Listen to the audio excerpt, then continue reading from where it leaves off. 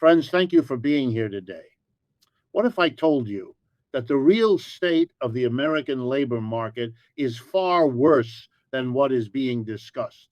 And what if the very agency meant to give us the truth is completely dark at the worst possible moment?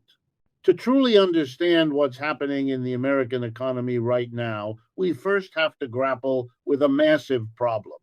We are navigating one of the most significant informational voids in recent history.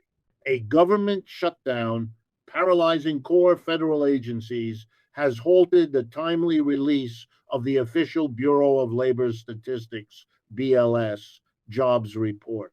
This report, a cornerstone of economic analysis and policy making, was due on the first Friday of the month, but its absence has left a gaping hole in the nation's understanding of its own labor health. The BLS, tasked with this crucial data collection, is effectively offline.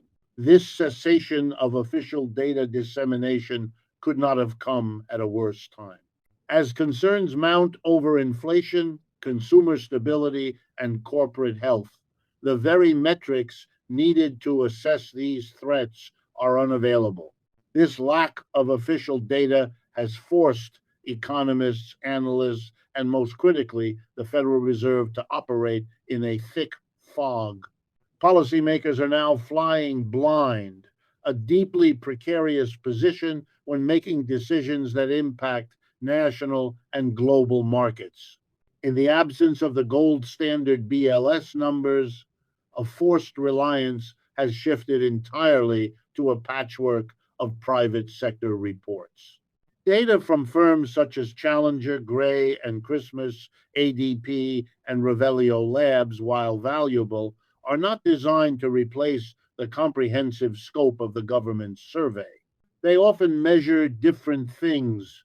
ADP, for instance, tracks payrolls, while Challenger tracks announced layoffs, not necessarily immediate ones. This creates a conflicting, fragmented, and often confusing mosaic of the labor market, one that is difficult to interpret with high confidence, yet remains the only available guide. Now, let's look at the most jarring piece of this new puzzle, which comes from the Challenger, Gray, and Christmas report for October 2025. The findings from this report are not merely weak, they are alarming. US based employers announced a staggering 153,074 job cuts during the month.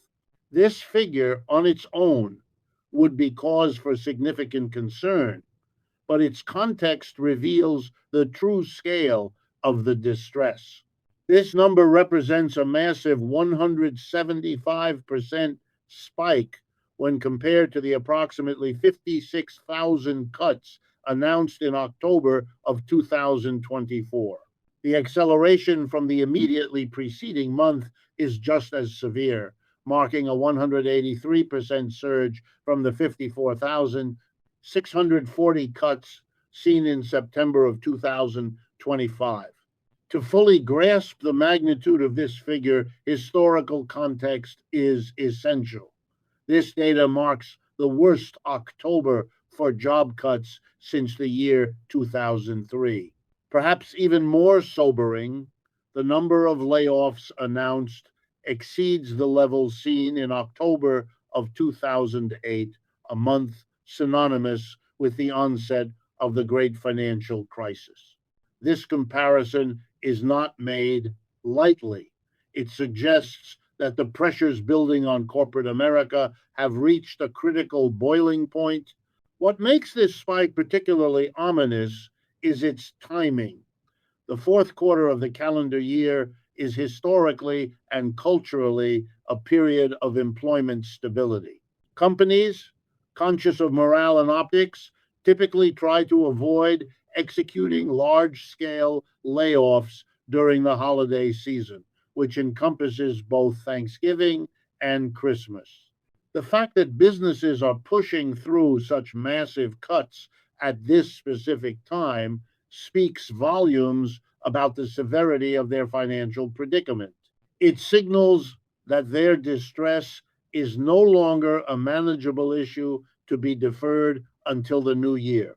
It is an acute crisis demanding immediate and drastic action.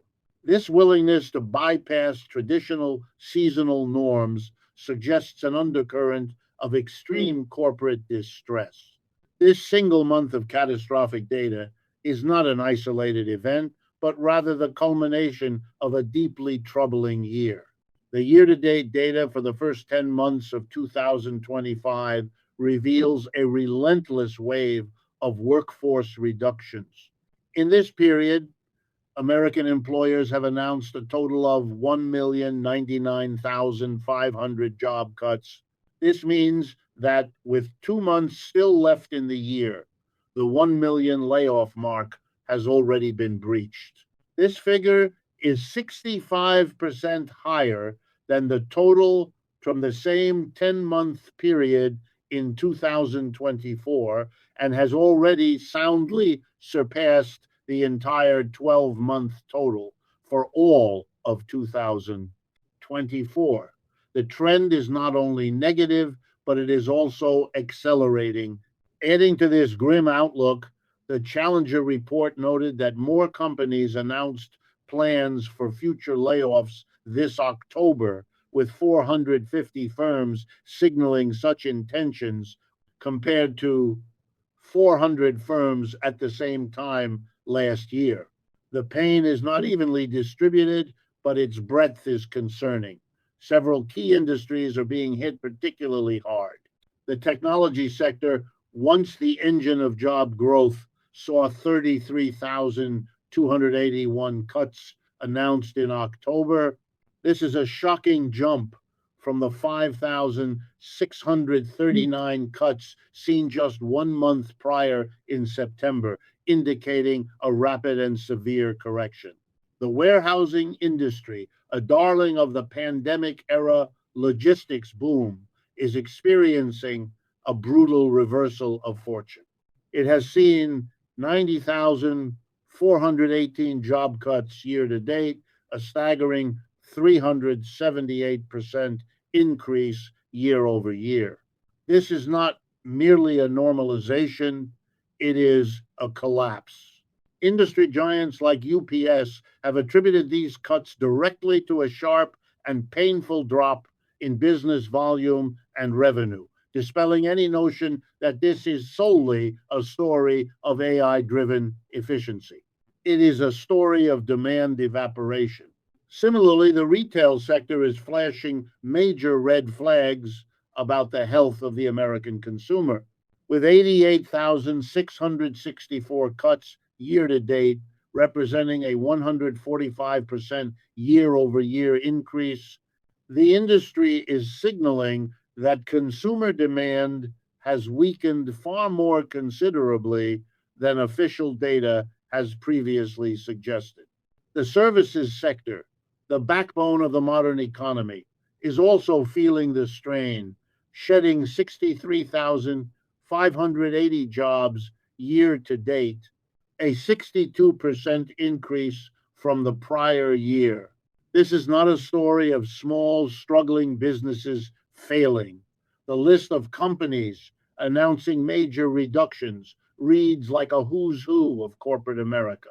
United Parcel Service, UPS, has shed 34,000 operational jobs. Amazon, another logistics and tech behemoth, is cutting 14,000 positions. Target is reducing its corporate roles by 1,800, and Paramount Skydance has laid off 1,000 workers. Even historically stable brands known for strong employment are trimming their salaried workforces, including Starbucks, Delta Airlines, and CarMax. This wave of layoffs carries a secondary insidious effect. Reports from the ground indicate that those workers who are laid off are now finding it significantly harder to secure new roles quickly. This frictional unemployment is lengthening, suggesting that the no vacancy signs are becoming widespread. As the pool of unemployed grows, and the duration of unemployment lengthens, it creates a feedback loop of depressed spending and further economic contraction, ensuring that the labor market will likely loosen further in the months to come. Now, while the layoff announcements from Challenger painted a clear and unambiguous picture of corporate contraction, the data related to hiring created a mixed bag that, upon closer inspection, offered no real comfort. This conflicting data landscape only serves to deepen the sense of uncertainty, yet all indicators, even the seemingly positive ones, point toward profound weakness. The ADP report for October provided the month's primary shock to analysts, but not in the way many expected. The report showed that private payrolls had unexpectedly risen by 42,000. This was a significant surprise, as the consensus expectation was for net job losses, especially following September's revised report showing a loss of 29,000 jobs. However, this positive number was immediately met with deep skepticism.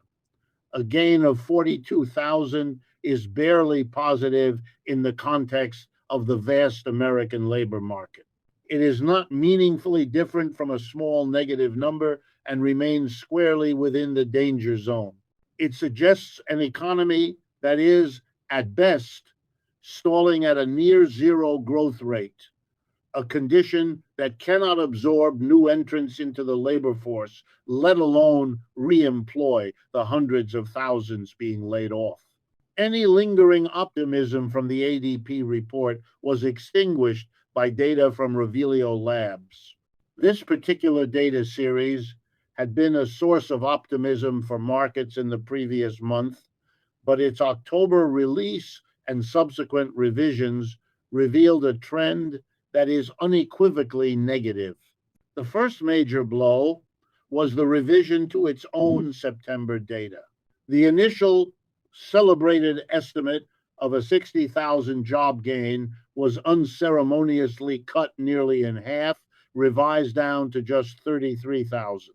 This pattern of high initial prints, followed by large negative revisions, has become a hallmark of the current economy, mirroring a similar and much criticized trend in the official BLS establishment survey before its release was halted.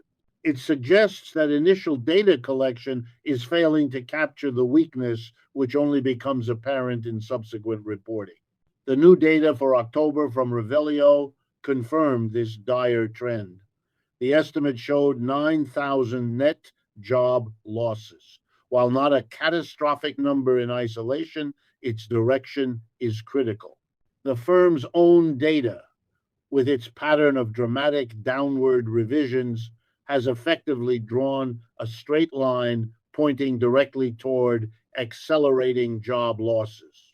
This weakness was further confirmed by data on seasonal hiring. Typically, October is a month where retailers and logistics companies staff up significantly for the holiday shopping season. According to private data, these seasonal hiring plans are at their worst levels since the year 2012. This is a devastating sign. It shows that businesses have zero confidence in the forthcoming holiday season. They are anticipating a weak consumer and are refusing to invest in a seasonal workforce, creating a self-fulfilling prophecy of a bleak fourth quarter. So, that brings us to the why. Why is this sudden and severe deterioration happening all at once? The answer seems to be rooted in a toxic combination of macroeconomic factors that have finally come to a head. The labor market appears to be transitioning through the phases of a concept known as the flat beverage curve, a model describing how labor markets cool. The first phase, which characterized much of the post-pandemic recovery, was no hiring, no firing. In this phase, companies, buoyed by stimulus, recovery optimism, and a fear of labor shortages, were hoarding workers even as the economy began to slow.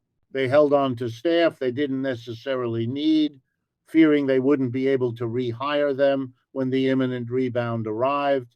The economy has now decisively transitioned into the second phase: no hiring, some firing.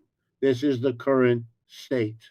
The no hiring part is reflected in the weak Revelio and ADP data and the collapse in seasonal hiring.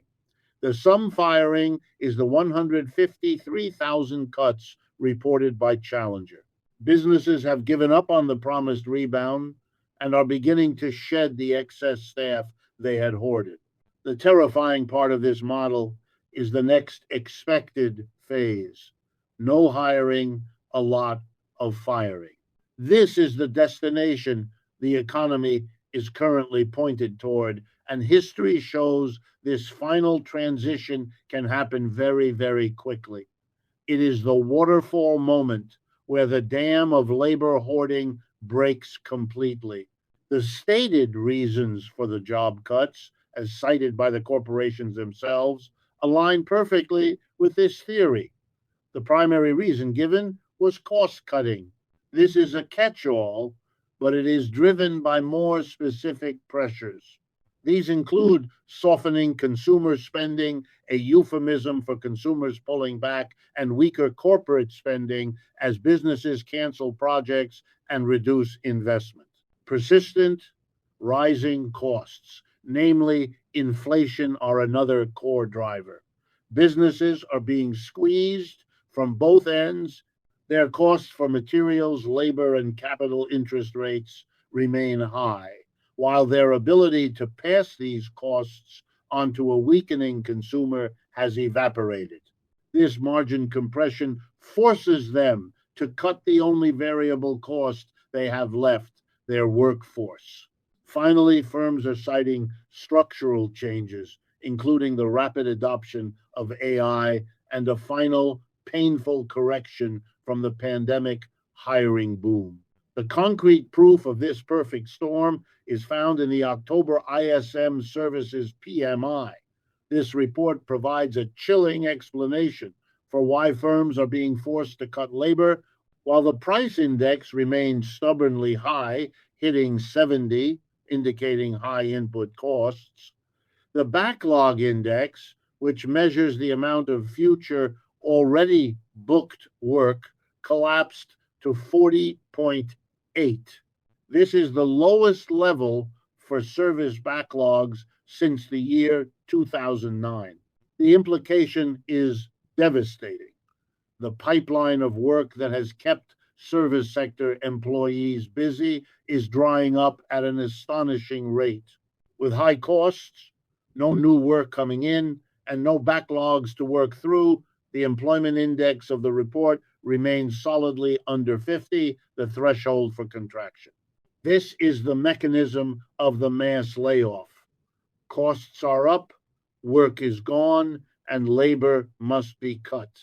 It is critical to understand that these macroeconomic drivers, the cost cutting, the demand destruction, and the evaporation of backlogs, did not emerge from a vacuum.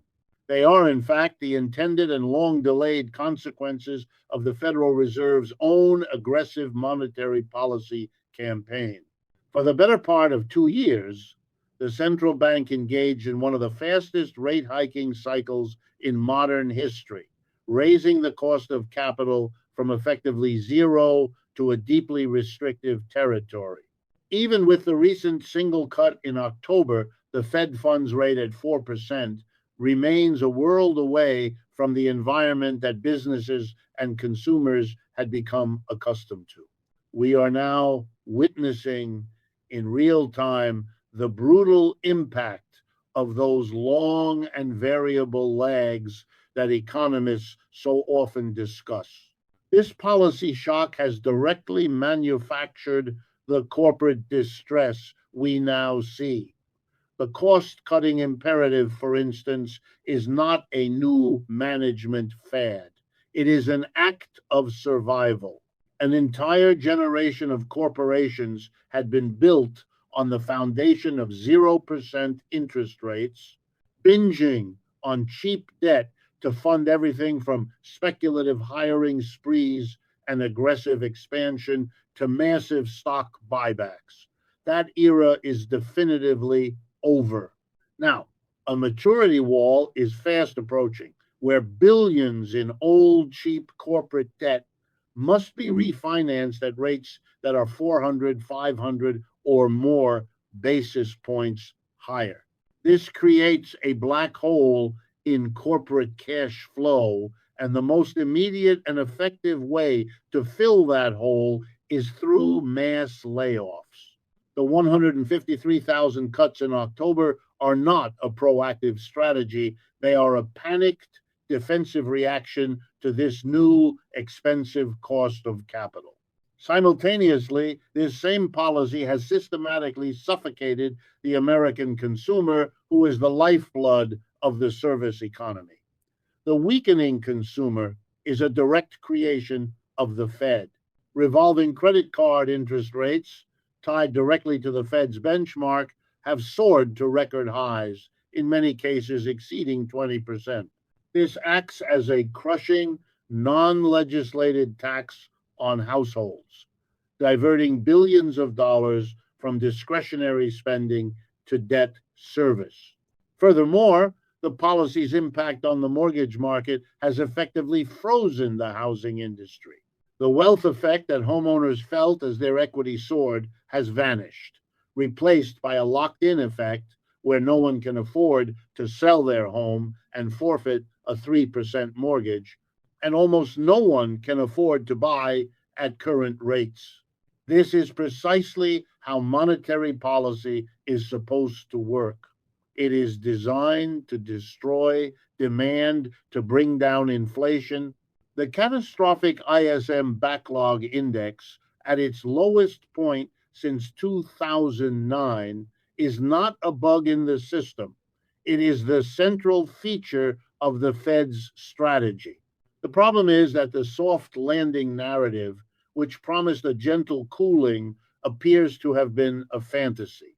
The Fed was tightening policy until something broke, and the data from October strongly suggests that the dam has finally burst. The labor hoarding has ended, and the corporate capitulation has begun. The pain that was once confined to interest rate sensitive sectors like housing and tech has now gone fully mainstream, triggering the waterfall of job losses we are witnessing. This abstract storm in the labor market is now making landfall directly on the American household, and the collateral damage is visible in plunging consumer confidence and a sharp rise in financial distress. The University of Michigan's preliminary November report on consumer sentiment was a disaster. The headline sentiment index plunged to 50.3, its lowest reading since the inflation panic days of June 2022. The current conditions subindex, which measures how consumers feel about their finances right now, plunged to 52.3, a record low. The report leaves no ambiguity as to the cause. The primary drivers cited by consumers themselves were the anxiety-inducing government shutdown, the relentless pressure of persistent inflation, and the now undeniable wave of corporate layoffs. This anxiety is translating directly into fear. A terrifying 71% of all consumers surveyed, more than 7 out of every 10 Americans now, state that they expect unemployment to rise in the coming year. This share has more than doubled from just 1 year ago, showing a rapid and widespread loss of faith in job security. This fear is not irrational. It is a reflection of a financial squeeze that is already happening.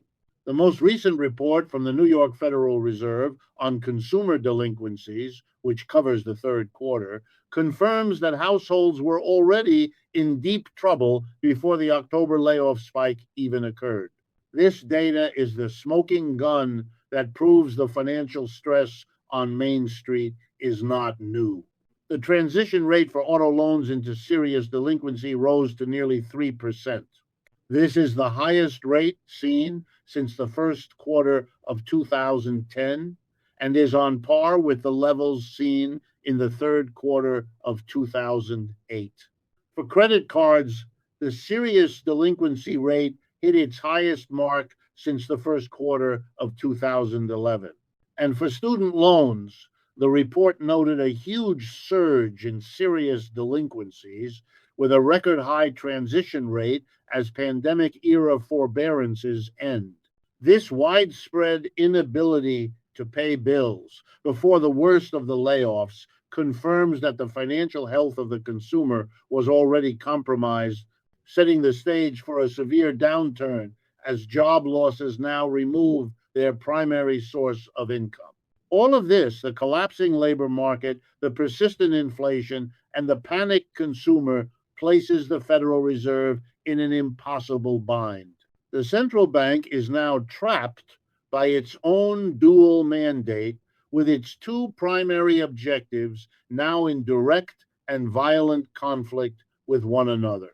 On one hand, the Fed is tasked with price stability. Inflation, its primary enemy, remains at 3%. This is still far above the Fed's 2% target, and recent data suggests the rate of inflation has actually been accelerating, not cooling. This component of the mandate screams for higher, or at least restrictive, interest rates. On the other hand, the Fed is responsible for maximum employment. The data from Challenger, Revelio, and the ISM PMI shows inarguable proof that the labor market is not just cooling, it is clearly weakening and deteriorating significantly. This component of the mandate screams for cutting interest rates to support the economy and the job market. This conflict has paralyzed the central bank. Fed Chair Jerome Powell, in recent comments, has attempted to thread the needle by describing the labor market as experiencing only a very gradual cooling. This statement has been met with widespread incredulity as it appears to stand in stark, irreconcilable contradiction to the much harsher reality detailed by the private sector data and the record low consumer sentiment. Powell has used the fog from the government shutdown as a public justification for the Fed to take a more cautionary approach, effectively giving them an excuse to pause and see which fire inflation or unemployment burns hotter. This impossible trade-off has reportedly sparked significant internal disagreement within the Federal Reserve. Two opposing camps have emerged, each championing one side of the dual mandate. Federal Reserve Governor Cook, representing the dovish camp, has argued that the Fed must prioritize the rapidly weakening labor market. This argument calls for cutting interest rates to boost jobs and stave off a recession, even if it comes at the cost of reigniting inflation. In the opposite corner, Federal Reserve President Goolsbee, representing the hawkish camp, has argued that the fight against inflation is paramount and not yet won. This argument calls for not cutting interest rates and perhaps even holding them higher for longer to ensure inflation is fully defeated. This path, however, comes at the acknowledged cost of inflicting more pain on the labor market and likely pushing the economy into a recession. Caught between these two choices, the Federal Reserve appears frozen. However, the market has placed its bet. According to the CME FedWatch tool, which tracks market probabilities for interest rate moves, the market is largely grabbing to the inflationary threat and focusing on the labor market collapse. The next FOMC meeting is scheduled for December 10th, with the current Fed funds rate at 4%. As of now, the market is pricing in a 68.7% probability of a 0.25% or 0.25% rate cut. This expectation is not based on new data, but on the Fed's own prior guidance. The Fed's September projections, the SCP, had penciled in a rate cut for December. The market's current bet is that the weak, mixed, and chaotic private sector data was not strong enough to deter the Fed from this pre-planned path. The prevailing belief is that the Federal Reserve, when faced with the choice, will ultimately be forced to capitulate to the weakening labor market and cut rates, regardless of the consequences for inflation.